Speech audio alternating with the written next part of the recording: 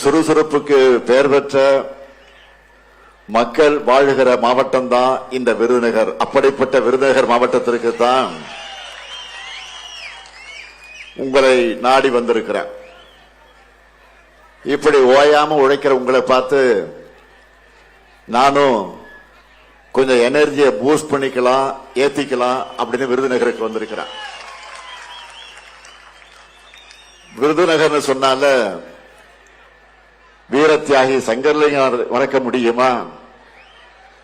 நமது தாய் நிலத்தை தமிழ்நாடுன்னு வாய் நிறைய நெஞ்சம் நிறைய பெருமை பொங்க அழைக்கணும்னு போராடி அதுக்காக உயிரை தந்தவர் சங்கரலிங்கனார் அவர்கள். அவர் மட்டுமா? ஈரோடு என்றால் தந்தை பெரியார், காஞ்சி என்றால் பேரறிஞர் அண்ணா, திருவாரூர் என்றால் தலைவர் கலைஞர் என்பதை போல விருதுநகர் என்றால் பெருந்தலைவர் காமராசர். அவருடைய மண் இது. அரசியல் கடந்த தனிப்பட்ட முறையிலையும் எனக்கு அவர் மேல மிகுந்த மரியாதை உண்டு. உடல்நலம் பாதிக்கப்பட்டிருந்த நிலையில என்னுடைய திருமணத்திற்கு நேரில் வந்து வாழ்த்தினவர் ஐயா காமராஜர் அவர்கள். அதை என்னால எப்பவும் மறக்க முடியாது. பெருந்தலைவர் காமராஜருடைய பிறந்த நாள ஜூலை 15 கல்வி வளர்ச்சி நாளா கொண்டாடப்பட வேண்டும் என்று தலைவர் கலைஞர் அவர்கள் ஆணையிட்டு இப்ப வர அதை கடைபிடிக்கப்பட்டுக் கொண்டிருக்கிறது என்பது உங்களுக்கு எல்லாம் தெரியும்.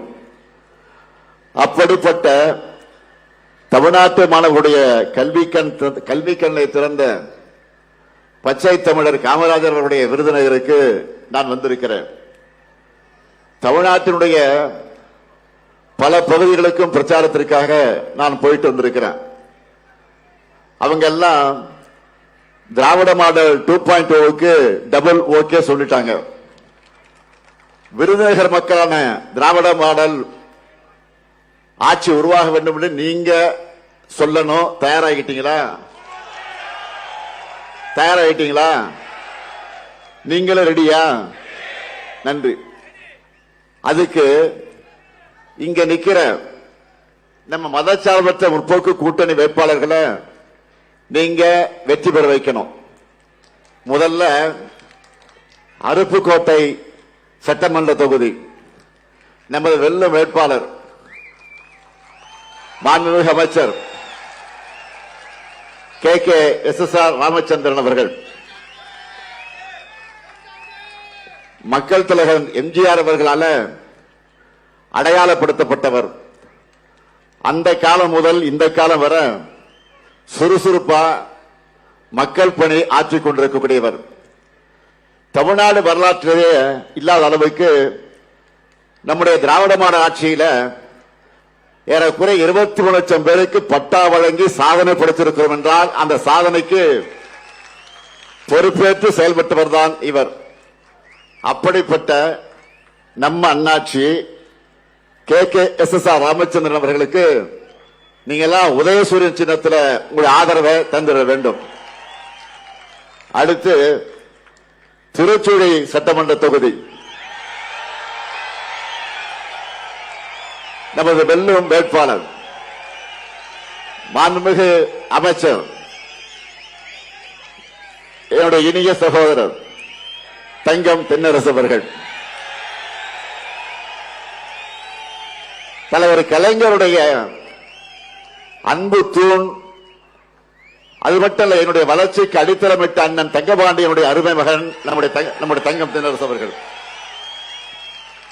5 முறை சட்டமன்ற உறுப்பினராக வென்ற தங்கம் தென்னரசு அவர்கள் தமிழ்நாட்டை அனைத்து வகையிலும் உயர்த்திய திராவிட மாடல் ஆட்சியுடைய நிதித்துறையை தலைமை பெற வச்சு பெருமைக்குரிய சொந்தக்காரர் நம்முடைய தங்கம் தென்னரசு அவர்கள். இன்னும் சொல்லணும்னா இவரை எதிர்த்து வைக்கவே எதிர்கட்சி வேட்பாளர் அறிவிக்கப்பட்டவர் விரும்பலன்னு செய்திகளும் வந்துட்டு இருக்கு.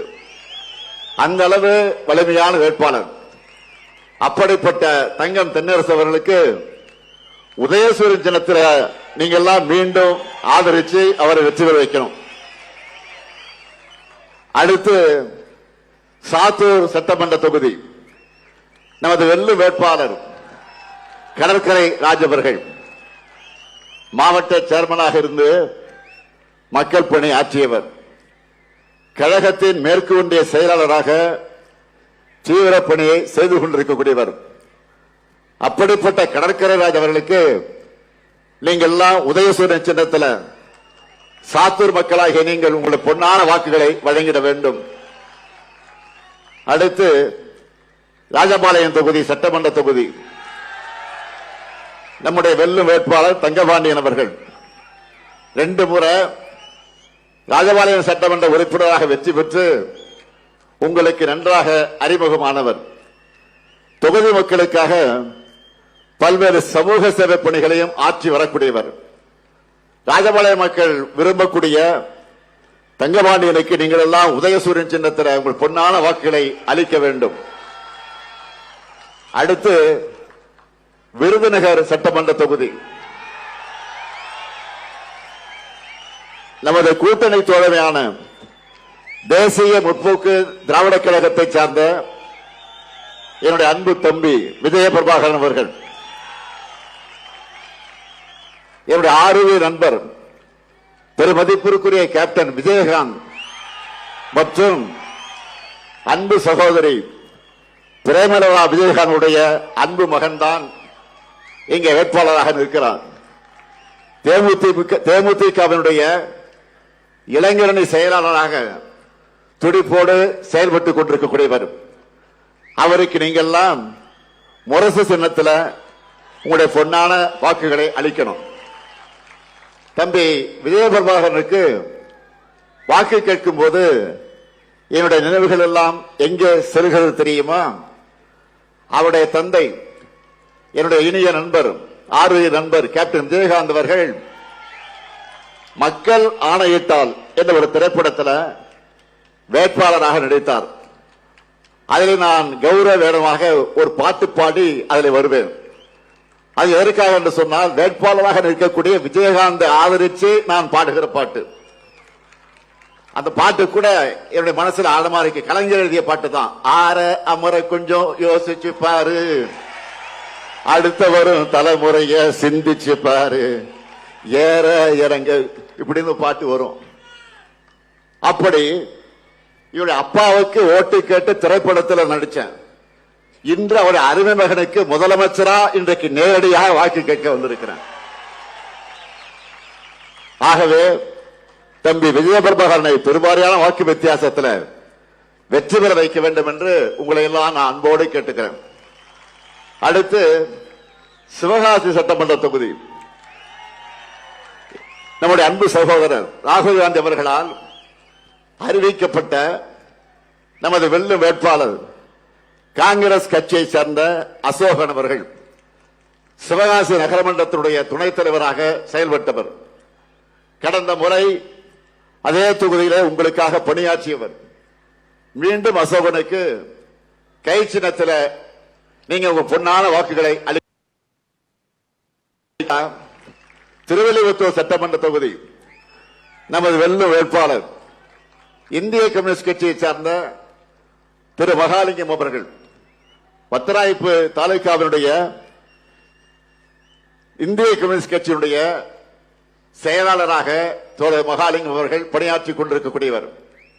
இந்த வட்டாரத்து மக்களுக்காக தொடர்ந்து செயலாற்றி வரக்கூடியவர். களத்தில் தொடர்ந்து உங்களுக்காக போராடும் அவர் குரல் சட்டமன்றத்தில் ஒடிக்க தோழர் மகாலிங்கம் அவர்களுக்கு நீங்கள் எல்லாம் கதிர் அருவாள் சின்னத்தில் உங்களுடைய பொன்னான வாக்குகளை வழங்கிட வேண்டும். உங்ககிட்ட உரிமையா உங்கள ஒருத்தனா இந்த முத்துவேல் கருணாநிதி ஸ்டாலின் இந்த 7 மதச்சார்பற்ற முற்போக்கு கூட்டணி வேட்பாளருக்கு நான் ஆதரவு கேட்கிறேன். வெற்றி உறுதியா? சத்தமா? இன்னும் சத்தமா? நன்றி. வெற்றி உறுதி ஆயிடுச்சு. எனவே வேட்பாளர்கள்லாம் உட்காரலாம். சீட்டு கொடுத்தாச்சு உங்களுக்கு, உட்காருங்க. அது மட்டும் இல்ல, மருது சகோதரர்கள் மாதிரி 2 வெயிட்டான அமைச்சர்களை உங்க மாவட்டத்துக்கு தந்து வளர்ச்சி பணிகளை இங்கே பல்வேறு காரியங்களை செஞ்சு தந்திருக்கிறோம் என்கிற பெருமித உணர்வோடு உங்க ஆதரவை நான் கேட்க வந்திருக்கிறேன். திராவிட மாடல் ஆட்சியினுடைய கடந்த 5 ஆண்டுகள்ல விருதுநகருக்கு செஞ்சிருக்கக்கூடிய சாதனைகளை சொன்னா நிச்சயமா சொல்ற அது ஒரு நாள் போதாது. அதனால சிலவற்றை மட்டும் நான் சொல்ல விரும்புறேன்.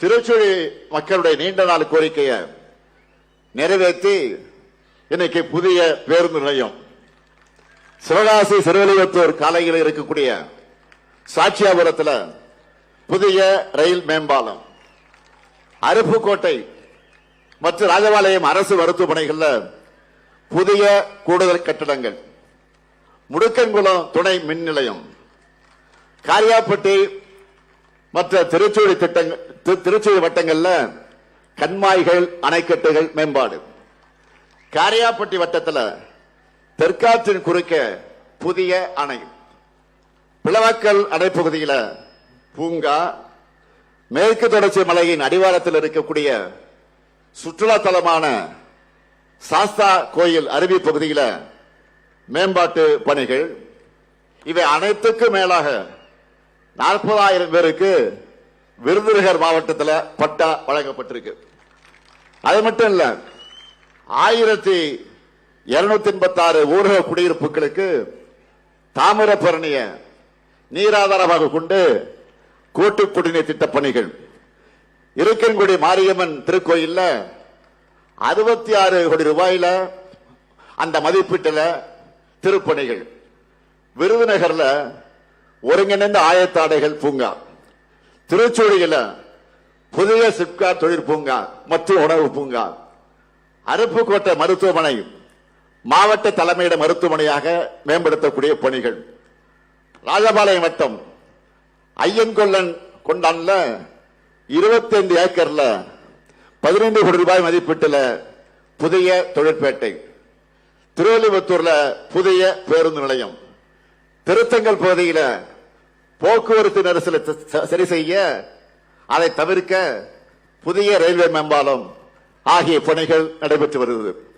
திருச்சூழியில அரசு கல்லூரி வேணும்னு கேட்டீங்க, அந்த பணியும் தொடங்கியாச்சு.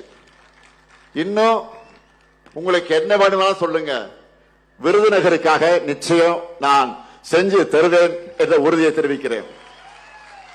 இதே போல சாதனைகளை எதையும் சொல்ல முடியாம அவதூறுகளையும் தரந்தாழ்ந்த பேச்சுக்களையும் நம்பி பரப்புரை செய்து கொண்டிருக்கிறார் யாரு?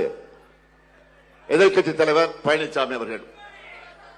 பழனிசாமின்னு சொன்னா அது பொய், பித்தன் அப்படிதான் வரும். பழனிசாமி சொல்லிருக்கக்கூடிய பொய்களை ஒரு புத்தகமே போடலாம், அந்த அளவுக்கு பொய்களை சொல்லிக் கொண்டிருக்கிறார். 5 முறை முதலமைச்சராக இருந்த நம்முடைய தலைவர் கலைஞர் அவர்களை பற்றி பச்சை பொய்ய பேசின பழனிசாமிக்கு நான் நெல்லையிலே அதற்கு பதிலடி கொடுத்திருக்கிறேன். தான் சொன்ன ஒரு பொய்யிலிருந்து தப்பிக்க அடுத்தடுத்த பொய்களை கூச்சமே இல்லாம சொல்ல தொடங்கி இருக்கிறார். என்ன சொல்லுகிறார்? பெருந்தலைவர் காமராஜருக்கு நாம் இடம் தர மறுத்தோமா, அதேபோல அம்மையார் ஜானகி எம்ஜிஆர் அவர்களுக்கு இடம் தர மறுத்தோம்னு உளதை கூட்டி இருக்கிறார்.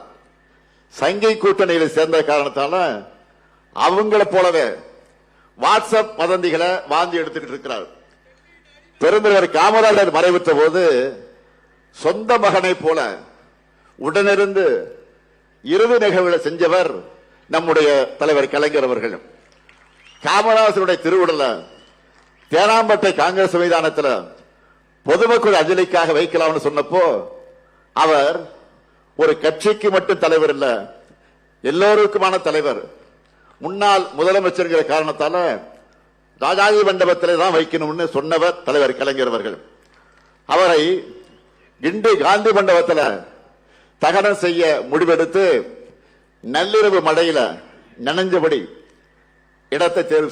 அவர் போன கார் லைட்டை போட்டு இரவு மழை பெஞ்சுக்கிட்டு இருக்கு, அப்போ அந்த இடத்தை தலைவர் கலைஞர் தான் தேர்வு செஞ்சார். அது மட்டும் இல்ல, முப்படை வீரர்கள் தூக்கிட்டு வந்த பெருந்தலைவர் காமராஜுடைய உடலை வாங்கி பீரங்கி வண்டியில வச்சது யார் தெரியுமா? தலைவர் கலைஞரும் அன்றைய கர்நாடக முதலமைச்சர் தேவராஜ அரசு அவர்களும் தான். அதே திமுக அமைச்சராக இருந்த ராஜாராம் ஆகியோர் தான். தகன மேடைக்கு அருகே இந்திரா காந்தி அம்மையாரோடு கலைஞரும் இருந்தார். இதெல்லாம் வரலாறு. பழனிசாமி அவர்கள் சொன்ன போய் உண்மைன்னா அந்த காலத்திலே இந்த பிரச்சனை சர்ச்சையாக இருக்கும் அல்லவா, பத்திரிகையில் செய்தியாக வந்திருக்கும். ஆனா அப்படி எதுவும் நடைபெறவில்லை.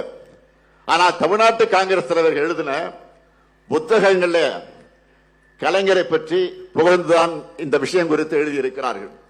அதே போல ஜானகி எம்ஜிஆர் அவர்கள் மறைந்த சில நாட்களிலேயே ராமாவரம் தோட்டத்தில் இருக்கக்கூடிய எம்ஜிஆர் இல்லத்தில் ஜானகி எம்ஜிஆருடைய படத்தை திறந்து வச்சவர் தலைவர் கலைஞர். ஆர் வீரப்பன், ராமசாமி உடையார், வழக்கறிஞர் NC ராகவாச்சாரி ஆகியோரும் உடனிருந்த நிகழ்வு. சில காலம் மட்டுமே முதலமைச்சராக இருந்த ஜானகி எம்ஜிஆர் படத்தை அதிமுக தலைவர்களை கோட்டையில, முதலமைச்சர் பிரதமர் வரிசையா இருக்கும் பாருங்க, அந்த கோட்டையில கூட மாட்டல. ஆனா தலைவர் கலைஞர் தான் 1996ஆம் ஆண்டு ஆட்சிக்கு வந்த பிறகு கோட்டையில அவங்க படத்தை மாற்ற சொன்னார். அந்த அளவுக்கு மதிச்சார். ஆனால் முந்தா நாள் அடிச்ச காத்துல முதலமைச்சராகி மக்களால் தூக்கி எறியப்பட்ட பழனிசாமிக்கு இதெல்லாம் தெரியுமா? தப்பு பண்ணா வருத்தம் தெரிவிக்கிறதா நல்ல மனிதனுக்கு இலக்கணம். அதை விட்டுட்டு மேலும் மேலும் பொய்களை சொன்னால் பழனிசாமி இன்னும் அசிங்கப்பட்டு தான் போவார். இப்ப புதுசா இன்னொரு பொய்ய சேர்த்திருக்காரு. என்னன்னா, அரசு ஊழியர்களை ஆசை வார்த்தை காட்டி திமுக அரசு ஏமாத்திடுச்சு என்று பழனிசாமி பேசியிருக்கிறார்.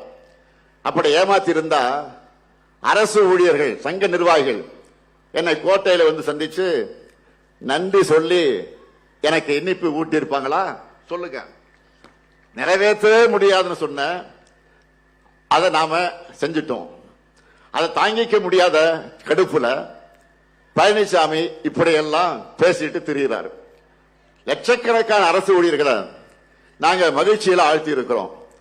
அரசு ஊழியர்களை, ஆசிரியர்களை கொடுமைப்படுத்தி கொச்சைப்படுத்தி அவங்களுக்கு தர ஊதியத்தையும் இழிவுபடுத்தி பேசிய பழனிசாமிக்கு அவங்க கிட்ட இருந்து ஸ்வீட்டும் கிடைக்காது, அவங்களோட ஓட்டும் கிடைக்காது. இதான் உண்மை.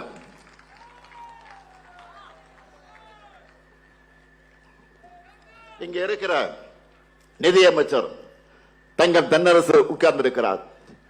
அதை எப்படியாவது நிறைவேற்ற வேண்டும் என்று எவ்வளவு முயற்சி எடுத்தோன்னு அவருக்கு முழு விவரம் தெரியும்.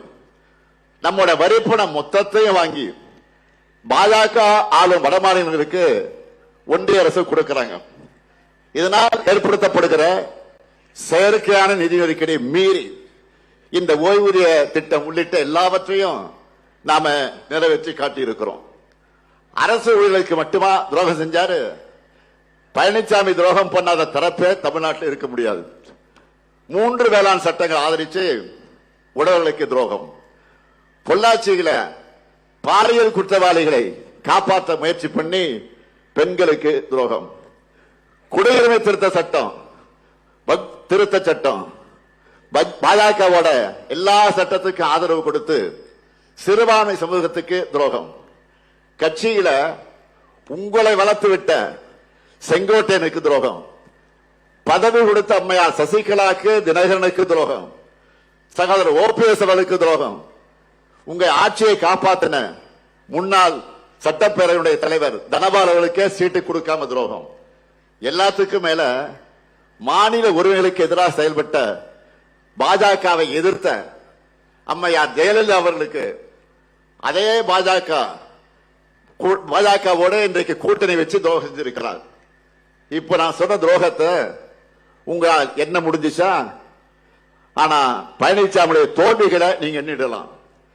ஏற்கனவே 10, அடுத்த 11 இல்லையா? பாகுபலி படத்துல சத்யராஜை பார்த்து சொல்ற மாதிரி ஒரு டைலாக் வரும். விசுவாசத்துக்கு ஒரு உருவம் இருந்தா அது நீதான் கட்டப்பா அப்படின்னு ஒரு வசனம் வரும். அதுபோல துரோகத்துக்கு ஒரு உருவம் கொடுத்தா அது பழனிசாமி தான். இப்படி தன்னையே நம்பிய அத்தனை பேருக்கு அல்வா கொடுத்த பழனிசாமி பேசுறத மக்கள் எப்படி நம்புவாங்க? அதுவும் நீங்க ஆட்சி செஞ்ச லட்சணத்தை தான் தமிழ்நாடு 4 வருஷம் பார்த்துச்ச. அதுக்கெல்லாம் முடிவு கட்டி 2021 ஆட்சிக்கு வருவதற்கு முன்பு சொன்ன வாக்குறுதிகள் எல்லாம் படிப்படியா நிறைவேற்றி மக்கள் நம்பிக்கை பெற்ற அரசு நம்முடைய திராவிட மாடல் அரசு. வெற்றி பெற்ற தொகுதி, வெற்றி பெறாத தொகுதி, வெற்றி பெற்ற மாவட்டம், வெற்றி பெறாத மாவட்டம் என்கிற எந்த பாகுபாடும் காட்டாம எல்லா பகுதிகளையும் வளர்த்தெடுத்து இருக்கிறோம். அதனாலதான் நகர்ப்புற உள்ளாட்சி தேர்தல் 2024 நாடாளுமன்ற தேர்தலில் தமிழ்நாடு முழுக்க முழு வெற்றிய மக்கள் நமக்கு கொடுத்தாங்க. இப்போ 2030 ஆண்டுக்குள்ள தமிழ்நாட்டை எப்படியெல்லாம் வளர்க்க போகிறோம், வளர்த்தெடுக்க போகிறோம்னு தொலைநோக்கு கொண்ட செயல் திட்ட அறிக்கையா திமுகவுடைய தேர்தல் அறிக்கையை வெளியிட்டிருக்க. திமுகவுடைய தேர்தல் அறிக்கையை வெளியிட்டிருக்கிறான். அதாவது நம்ம சூப்பர் ஸ்டார களத்தில் இறக்கி நான் பிரச்சாரத்தில் இறங்கி இருக்கிறேன். ஒரு பாட்டு வரும், சூப்பர் ஸ்டார் யாருன்னு கேட்டா சின்ன குழந்தை சொல்லணும் பாட்டு ஞாபகம் இருக்கு அவங்களுக்கு? அந்த மாதிரி இது சூப்பர் ஸ்டார். இப்போ எல்லாரும் இதை தான் பேசுறாங்க. என்ன பேசுறாங்க? மகளிருக்கு மாதம் 1000 ரூபாய் உரிமை தொகை சொன்னோம். இன்னைக்கு இந்தியாவுக்கு மாடலா நம்ம கலைஞர் மகளிர் உரிமை திட்டம் மாறிடுச்சு. இந்த திட்டத்தால பலருடைய வாழ்க்கையை மாறிடுச்சு. செல்வி என்ற சகோதரி ஒரு பேட்டி கொடுத்திருக்காங்க, நீங்களும் பார்த்திருப்பீங்க, நானும் பார்த்தேன். கணவரை இழந்துட்டாங்க, 2 பெண் பிள்ளைகள், வீட்டு வேலைக்கு போய் குடும்பத்தை காப்பாத்துறாங்க. தினமும் ஒரு வீட்டை சுத்தம் பண்ணி பாத்திரங்கள் எல்லாம் கழுவி வைக்கணும்னா அது குறைஞ்சு 1 மணி நேரம் 2 மணி நேரம் ஆகிடும். இப்படி நிறைய வீடுகளுக்கு போய் வேலையை பார்க்கணும், உடம்பெல்லாம் வலிக்கும். ஆனா இப்ப மாசம் 1000 ரூபாய் மகளிர் உரிமை தொகை கிடைக்கிறதுனால ஒரு வீட்டை குறைச்சிட்டேன்னு அவங்க சொல்றாங்க. வெறும் 1000 ரூபாய் இதை வச்சு என்ன பண்ண முடியும்னு கேட்டாங்களா? செல்வி போன்ற சகோதரிகளுக்கு தினமும் 1 மணி நேரம் ஓய்வை இந்த திட்டம் வழங்கியிருக்கு. இனி அந்த மகளிர் உரிமை தொகை மாசம் 1000 அல்ல 2000 ரூபாயாக அதிகப்படுத்தி வழங்கப்படும். தாய்மார்கள்லாம் ஹாப்பியா? தாய்மாரை கை கூட்டி ஹாப்பின்னு சொல்லுங்க. அதுக்கு ட்ரெய்லர் தான் கோடைக்கால சிறப்பு நிதி. அந்த நிதியை சேர்த்து அண்மையிலே கொடுத்த 5000 ரூபாய் வந்துச்சா இல்லையா? அதே போல மதுரையை சார்ந்த அர்ச்சனா என்கிற சகோதரி காலை உணவு திட்டத்தால பயனடைந்து கொண்டிருக்கக்கூடிய கதையை சொன்னாங்க. வசதி இல்லாத காரணத்தால ஒரு நாளைக்கு ஒரு வேளை தான் சமைப்போம், காலையில சமைக்க மாட்டோம். முன்னாடி எல்லாம் சாப்பிடாம பள்ளிக்கூடத்துக்கு போன என் பெண்ணுக்கு இப்போ காலை உணவு திட்டத்தால டைமுக்கு சூடான உணவு கிடைக்குது. அதுவும் சாம்பார்ல போடக்கூடிய காய்கறிக்காகவே விரும்பி சாப்பிடுறான். சிலம்ப போட்டி இருக்கு பாருங்க, அந்த சிலம்பம் போட்டியில கலந்துக்கிட்டு நிறைய பரிசுகள் எல்லாம் வாங்கிட்டு இருக்கிறான். நான் படிச்ச காலத்தில் இப்படி எல்லாம் ஒரு திட்டம் இருந்திருந்தா நானும் காலேஜுக்கு போய் படிச்சு பெரிய ஆளாகிருப்பேன் என்று நெகிழ்ச்சியோடு சொல்றாங்க. அந்த காலை உணவு திட்டத்தையும் அடுத்து அமைய உள்ள நம்முடைய ஆட்சியில இப்போ 5ஆம் வகுப்பு வரை தான் இப்போ. ஆனா நாம மீண்டும் வெற்றி பெற்ற ஆட்சிக்கு வர்றப்போ 8ஆம் வகுப்பு வரை அந்த திட்டத்தை விரிவுபடுத்த இருக்கிறோம்.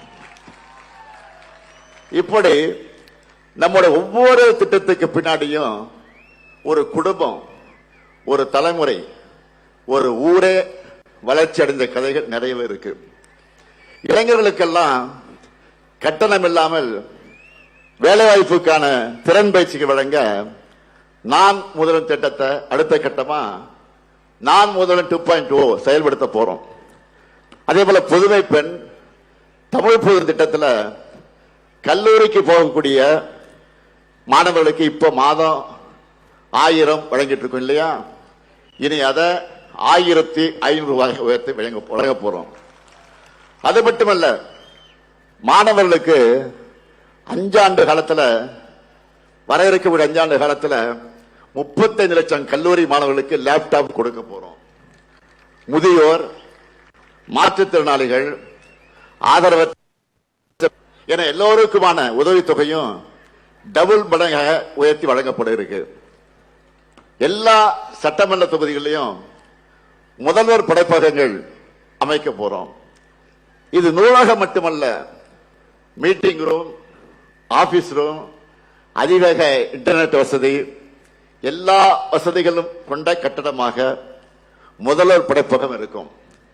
தனியார்ல ஆயிரக்கணக்கான செலவாகிற வசதிகளை மிக மிக குறைந்த கட்டணத்தில் வழங்க போறோம். பால் கொள்முதல் விலைய லிட்டர் ஒன்றுக்கு 5 ரூபாய் உயர்த்தி வழங்க போறோம்.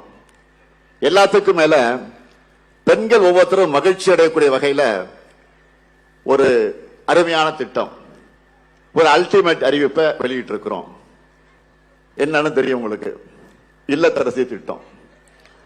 எல்லாரும் இதுக்காகத்தான் வெயிட் பண்ணிட்டு இருந்தீங்க. என்ன இல்லத்தரசி திட்டம்?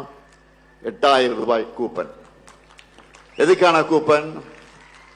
இல்லத்தரசிகளான நீங்க உங்களுக்கு தேவையான வீட்டு உபயோக பொருளை உங்க ஊர்ல உங்களுக்கு விருப்பமான கடையில உங்களுக்கு பிடிச்ச மாதிரி வாங்கிக் கொள்வதற்கான கூப்பன். புதுசா வாங்கிக்கலாம், பழச கொடுத்துட்டு எக்ஸ்சேஞ்ச் பண்ணிக்கலாம். என்ன வாங்கணும், எப்படி வாங்கணும், எந்த கடை, எந்த கலர், எல்லாமே உங்களுடைய சாய்ஸ் தான். உங்க கனவு யாராவது தலையிட்டா விடாதீங்க, சும்மா உங்க இஷ்டத்துக்கு, உங்க சாய்ஸ் இது. இந்த கூப்பனை கொடுத்து என்னென்ன வாங்கலாம், எதை விரும்பி கேட்கலாம் நீங்க? Washing machine, fridge, TV, grinder, mixie, microwave oven, மின்னடுப்பு போன்ற எந்த பொருளையும் நீங்க வாங்கிக்கலாம். என்னை பொறுத்தவரை நம்ம குடும்பத் தலைவருடைய வீட்டு வேலை சுமை பெருமளவு குறைஞ்சிரும். அதுதான் இந்த திட்டத்துடைய முக்கிய நோக்கம்.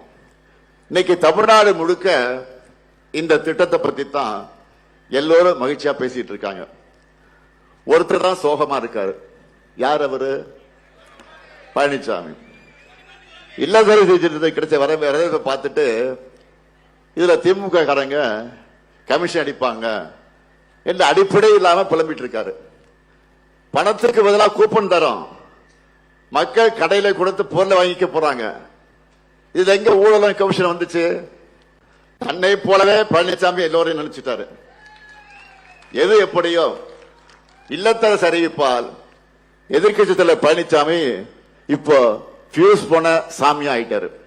பியூஸ் போன சாமி ஆயிட்டாரு.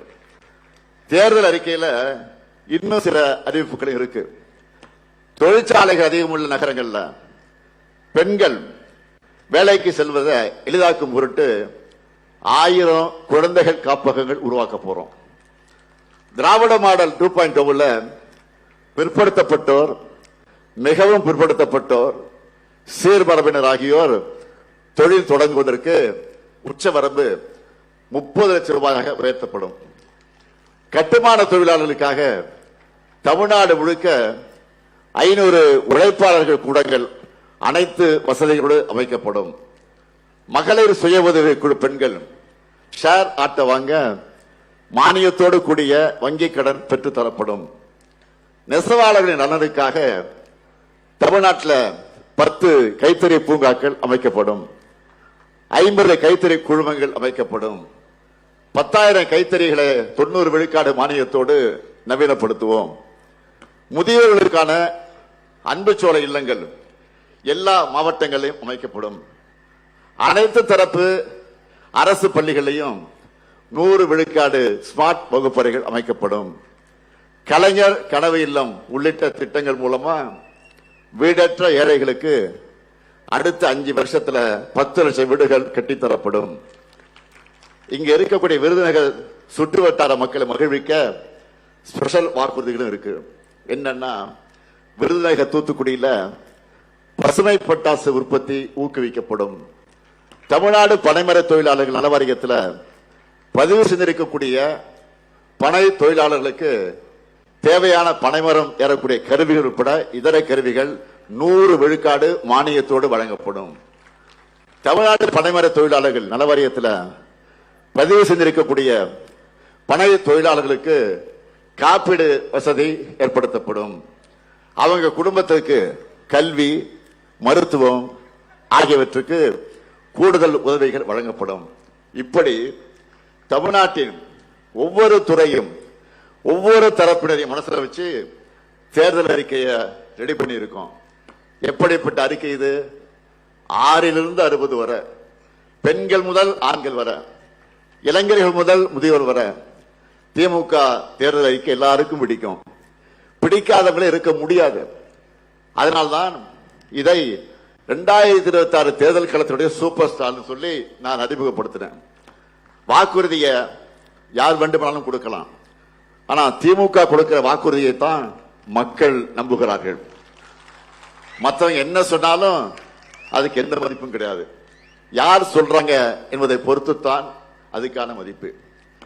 என்டிஏவை பொறுத்த வரைக்கும் தமிழ்நாட்டுக்கு எதிராக எல்லா வேலையும் பார்த்துட்டு தேர்தல் வந்தா மட்டும் தமிழ் மேல பாசம் இருக்கிற மாதிரி காமராஜர், எம்ஜிஆர் மாதிரி தலைவர்களை சொந்தம் கொண்டாடவும் கிளம்பிடுறாங்க. இவங்களோட சங்கி கூட்டம் தான் 1966ஆம் ஆண்டு காமராசரை டெல்லியில வீட்டோட வச்சு கொளுத்த பார்த்தாங்க. மனித தர்மத்திற்கும் காமராசர் மனித தர்மத்துக்கும் நடக்கக்கூடிய பலாத்கார போராட்டம்னு தந்தை பெரியார் கண்டிச்சார். இப்படி காலந்தோறும் தமிழ் மீதும், தமிழர்கள் மீதும், தமிழ் தலைவர்கள் மீதும், தமிழ் பண்பாட்டின் மீதும் இவங்களுக்கு வெறுப்பு தான். இப்படிப்பட்ட தமிழின விரோதிகளோட பழனிசாமி கூட்டணி வச்சிருக்கிறார். பாஜகவுடைய ஒரே நோக்கம் தமிழ்நாட்டின் வளர்ச்சியை தடுக்கிறது தான். என்டிஏ ஆட்சி தமிழ்நாட்டுக்கு வந்தா என்ன ஆகும்னு நாம கற்பனை பண்ணி கூட பார்க்க வேண்டிய அவசியம் இல்லை. இந்தியா முழுக்க பாஜக புகுந்த மாநிலங்கள் என்ன கதியில் இருக்கு, பாஜக கூட கூட்டணி சேர்ந்த தலைவர்களும் கட்சிகளும் என்ன ஆனாங்கன்னு பார்த்தால நமக்கு பதில் கிடைச்சிடும். நாம இப்ப போராடுறது திராவிட முன்னேற்ற கழகத்தின் வெற்றிக்காக மட்டுமல்ல, ஒரு கூட்டணி கட்சியுடைய வெற்றிக்காக மட்டுமல்ல, தமிழ்நாட்டினுடைய வெற்றிக்காக மறந்துவிடக்கூடாது. தமிழ்நாடு அணியா டெல்லி அணியா என்கின்ற ஜனநாயக போர்ல அரசியல் விருப்பு வெறுப்புகளுக்கு அப்பாற்பட்டு விருதுநகர் மக்கள் அனைவரும் திமுக தலைமையிலான மதச்சார்பற்ற முற்போக்கு கூட்டணியை ஆதரிக்கணும். சொன்னதை செய்யும் தலைவர் கலைஞரின் மகனா கேட்கிற அருப்புக்கோட்டை சட்டமன்ற தொகுதியில நம்முடைய வேட்பாளர் KK-SSR ராமச்சந்திரன் அவர்களுக்கும், திருச்சூழி சட்டமன்ற தொகுதியில நமது வேட்பாளர் மாண்புமிகு அமைச்சர் தங்கம் தென்னரசு அவர்களுக்கும், சாத்தூர் சட்டமன்ற தொகுதியில நமது வேட்பாளர் கடற்கரை அவர்களுக்கு, ராஜபாளையம் சட்டமன்ற தொகுதியில நம்முடைய வேட்பாளர் தங்கவாணி அவர்களுக்கும் நீங்கள் உதயசூரியன் சின்னத்தில் வாக்களித்து வெற்றி பெற வைக்கணும். அதே போல விருதுநகர் சட்டமன்ற தொகுதியில நமது தோழமை கட்சியான தேமுதிகவினுடைய வெல்லும் வேட்பாளர் நம்முடைய மதிப்பிற்குரிய கேப்டனின் மகன் விஜயபிரபாகரன் அவர்களுக்கு முரசு சின்னத்தில் வாக்களித்து பெருவாரியான வாக்கு வித்தியாசத்தில் வெற்றி வைக்கணும். சிவகாசி சட்டமன்ற தொகுதியில சகோதரர் ராகுல் காந்தியின் ஆதரவு பெற்ற காங்கிரஸ் கட்சியின் வேட்பாளர் அசோகனுக்கு கை சின்னத்தில் வாக்களித்து வெற்றி பெற வைக்கணும். ஸ்ரீவில்லிபுத்தூர் சட்டமன்ற தொகுதியில நம்முடைய தோழமை இயக்கமாம் இந்திய கம்யூனிஸ்ட் கட்சியை சார்ந்த தோழர் மகாலிங்கம் அவர்களுக்கு கதிர் அருவாள் சின்னத்தில் நீங்கள் உங்க பொன்னான வாக்கு அளிக்கணும். அமையவருக்கு திராவிட மாடல் 2.0 ஆட்சியில எங்க சாதனைகளை நாங்களே முறியடைக்கக்கூடிய வகையில் ஆட்சியை வழங்குவோம். நாடு வளம் பெற, நல்லாட்சி தொடர்ந்திட ஆதரிப்பீர். மதச்சார்பற்ற முற்போக்கு கூட்டணி வேட்பாளர்களை வெல்வோம் ஒன்றாக, வெல்வோம் ஒன்றாக, வெல்வோம் ஒன்றாக. நன்றி, வணக்கம்.